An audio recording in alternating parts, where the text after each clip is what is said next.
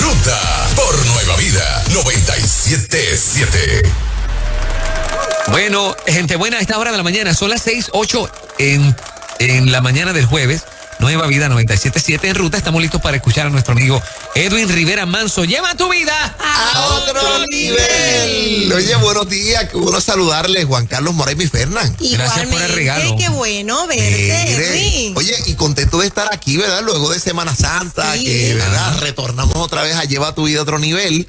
Y estoy bien feliz, estoy como una expresión bien puertorriqueña, más contento que un perro con dos rabos. Con dos rabos. Y no viniste solo, te acompañó un bebé. Eso te acompañó un bebé. Eso es. Y es algunos verán que nos han estado siguiendo por las redes sociales, la publicación de un nuevo devocional titulado La Cruz, Esperanza para la Humanidad. 21 meditaciones inspiradas en el poder transformador de la cruz. Y el eslogan dice: Cristo venció, la cruz lo cambió todo.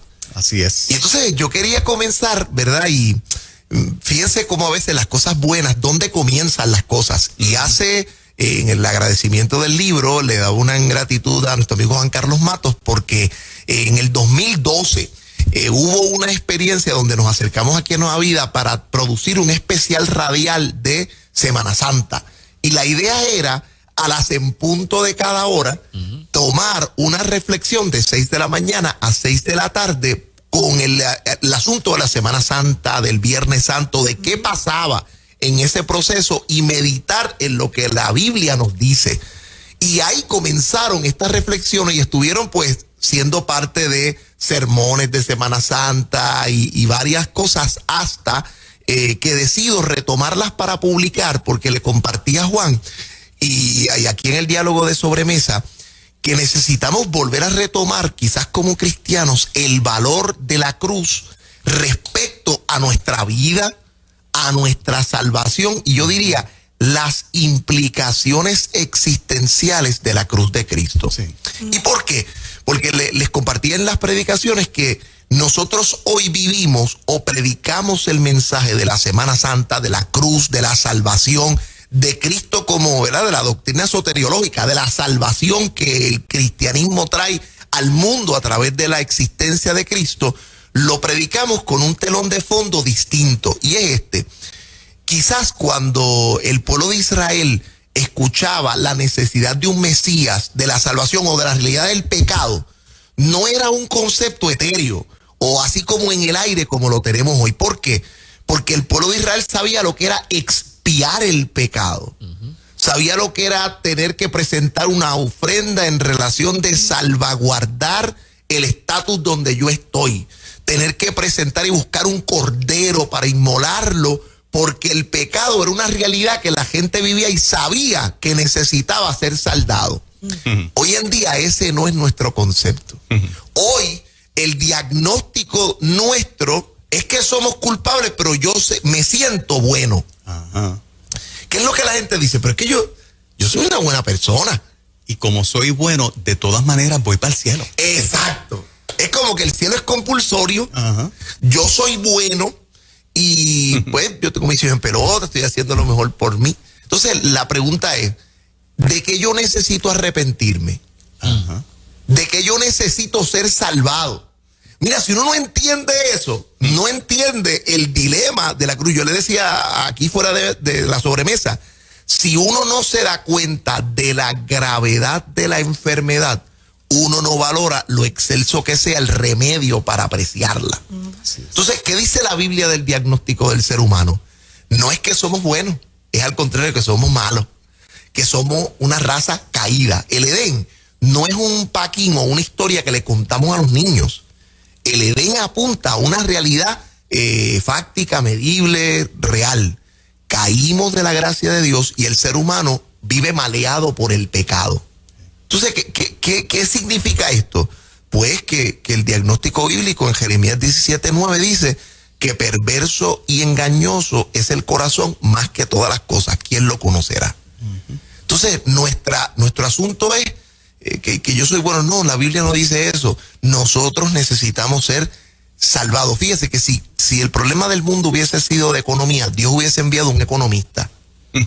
Si el problema del mundo hubiese sido de un diseño mecánico, Dios hubiese enviado un ingeniero. Pero ¿qué fue lo que envió a morir en la cruz del Calvario? Un Salvador. Pues entonces nosotros necesitamos ser salvos.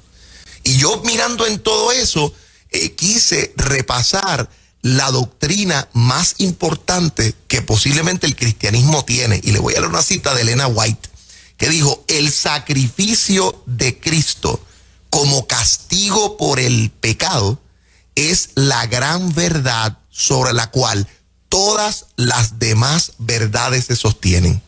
Para apreciar cada verdad bíblica, desde Génesis hasta Apocalipsis, debe ser estudiada a la luz de la cruz del Calvario.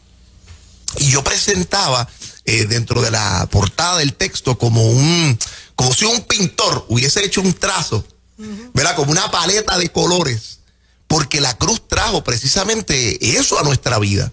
Es un lugar de esperanza. Es un lugar posiblemente, cuando la gente utiliza esta frase, donde todo comenzó, ¿verdad? El logo publicitario. Pero es cierto. La cruz es el lugar donde comienza nuestra esperanza. Uno del epílogo del libro es un poema que se dice: no llegamos aquí para dar marcha atrás, aún con algunas heridas de este caminar. Y sigue adelantando el poema y dice: y esto es así, ya no hay vuelta atrás ni cambio de hoja. No vine aquí para volver atrás o arrepentirme.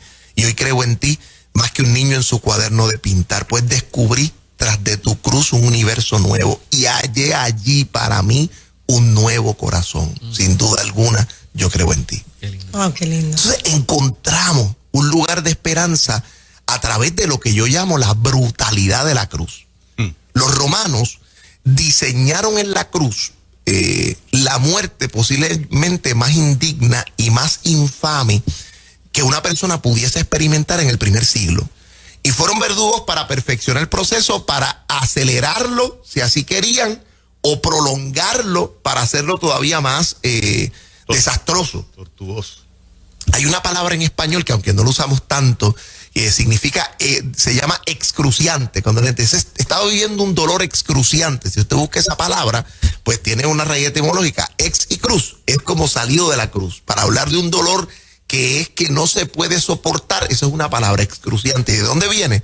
Del proceso que diseñaron los romanos en el tema de la cruz. Por ejemplo, si ellos querían acelerar la muerte, pues sabían que romper con 2 mazazos las rodillas de la persona en la cruz, le quitaban el soporte y se asfixiaba más rápidamente. Si querían prolongarlo, pues entonces dejaban que la persona pudiera estar ahí asfixiándose, que es lo que trataba, ¿no?, de hacer el proceso. Además de la tortura física de someter a la gente previo a latigarlo, a clavarlo en la cruz, ¿no? Y ese fue el de Jesús, no le rompieron un solo hueso. A Jesús no le rompieron, pero eso es parte, Juan, ¿verdad? Que ese detalle que trae de lo que estaba establecido, porque al Cordero Pascual no se le quebraban los huesos. No se le quebraban. Entonces, qué interesante cuando uno empieza a mirar todo el proceso de lo profético que hay en todo esto. Cosas importantes de estas estampas de la cruz. El pasaje más extraordinario para hablar de la crucifixión no está en el Nuevo Testamento, está en el Antiguo. ¿Verdad? Posiblemente cuando usted lee un pasaje, y esto impresiona a los judíos, cuando yo he visto experimentos que han ido a leerle a un judío, a una persona que no está internada en el Nuevo Testamento, literalmente lo que dice que pasó en la crucifixión, y se lo narran y le preguntan, ¿dónde está este pasaje? La mayor parte de la gente dice, eso es de los cristianos, eso está en el Nuevo Testamento. Y cuando le dicen a la gente, no, esto no está en el Nuevo Testamento, esto está en el Antiguo. Y es Isaías 53.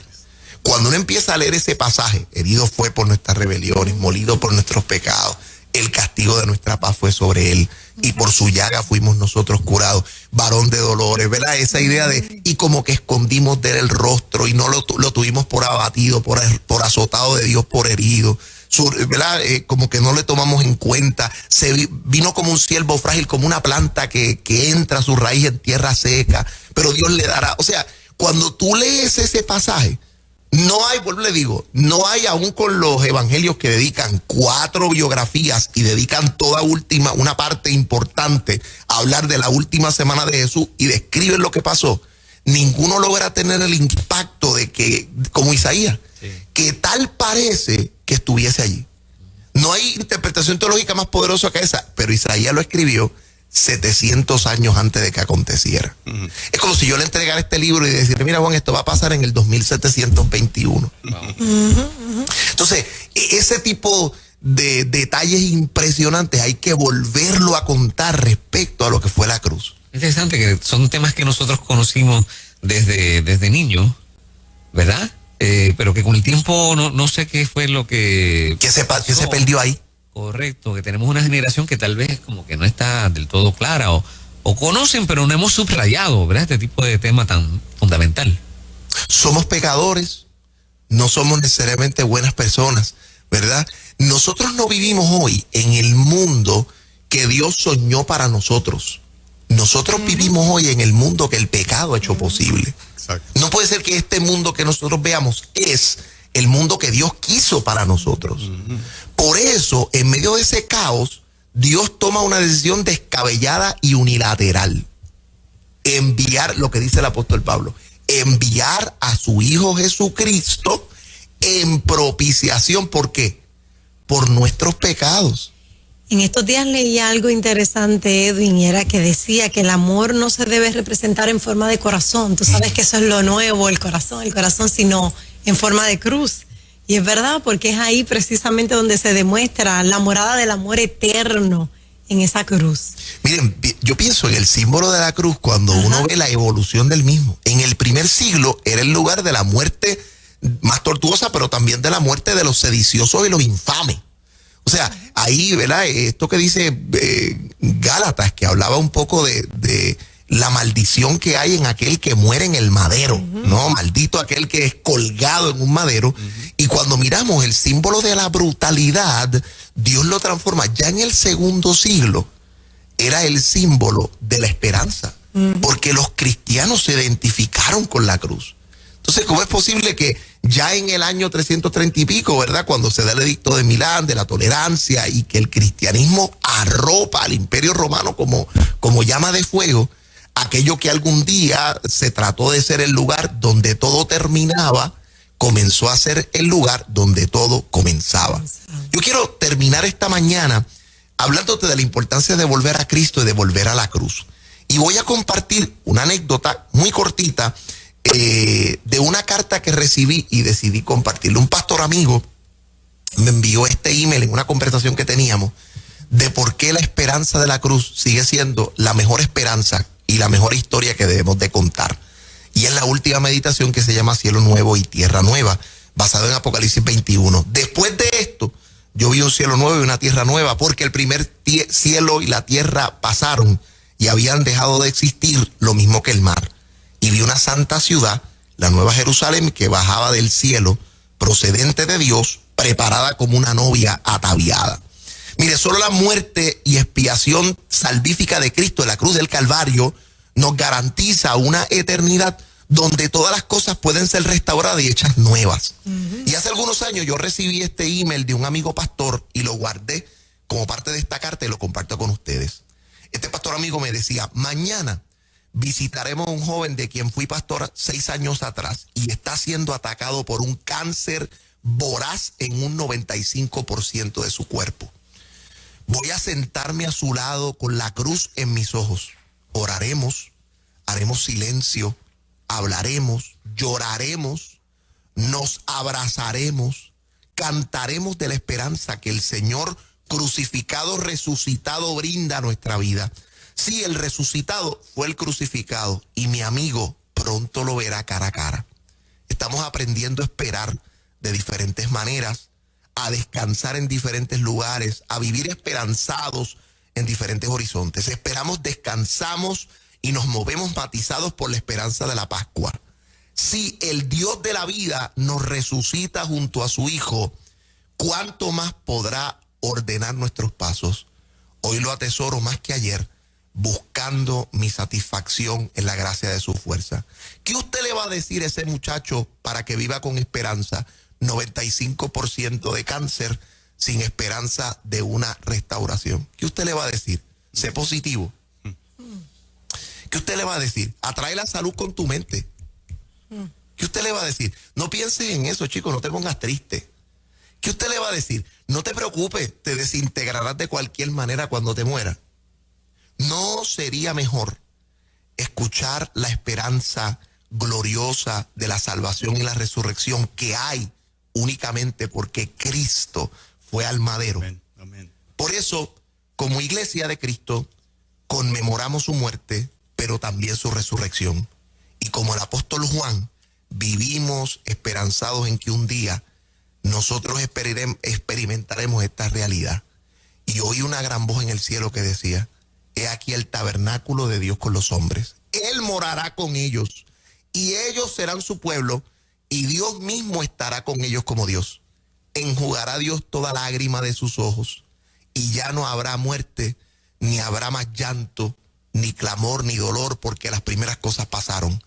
Y el que estaba sentado en el trono dijo: he aquí yo hago nuevas todas las cosas. Y me dijo: escribe, porque estas palabras son fieles y verdaderas. Apocalipsis capítulo 1, versículo del 3 al 5. Lindo. Hermano, Cristo es la esperanza para la humanidad. No tenemos otra, no hay otra puerta. Por eso, Juan, cuando uno entiende la centralidad de la cruz, tú entiendes lo que Pablo decía. No, lo que posiblemente dijo Lucas escribiendo el testimonio de los hechos. No hay en ningún otro hay salvación. No hay otro camino. Es que literalmente no hay otro camino, otra puerta. Jesucristo hombre, mediador entre Dios y los hombres. Amén. La cruz, esperanza para la humanidad. Qué maravilla. Poderoso. Qué maravilla. Demasiado. Sí. Wow. De verdad que este mensaje no debe ser predicado solo en Semana Santa. Así es. Debe ser un recordatorio todo el año, donde todo comenzó. Me encantó la frase que dijiste, donde se supone que todo terminaría. Fue cuando realmente comenzó. Así es. Poderoso. Oye, tengo una pregunta, Edwin. ¿El libro está disponible para la gente? Ya está disponible, por lo menos inicialmente está ya la tienda digital de Amazon, y en esta semanita pues ya estará empezando a llegar a diversas librerías para que pueda la gente circularlo, ¿verdad? Porque estuvo llegándonos en Semana Santa, así que pues prontito va a estar por ahí para que lo puedan recibir. Que lo busquen como La Cruz, Esperanza para la Esperanza Humanidad. para la Edwin humanidad. Rivera Manso, lleva tu vida A otro nivel. ¿Y qué más está pasando? Bueno, pues en esta hora estamos ahí listos para lo que son las conferencias, las predicaciones. A través de, nos pueden contactar en nuestra página, ¿verdad? En nuestra página de internet, edwinriveramanso.com, edwinriveramanso.org para los cursos, o a través de las redes sociales como Edwin Rivera Manso. Y seguimos pendientes que todavía están ahí espacios disponibles para la experiencia del proyecto viajero de Nueva Vida 97.7, donde vamos a la Tierra Santa haciendo cosas maravillosas. Qué bueno. Eso es. Gracias, Edwin. Bueno. Señoras y señores, esto cada vez se pone mejor.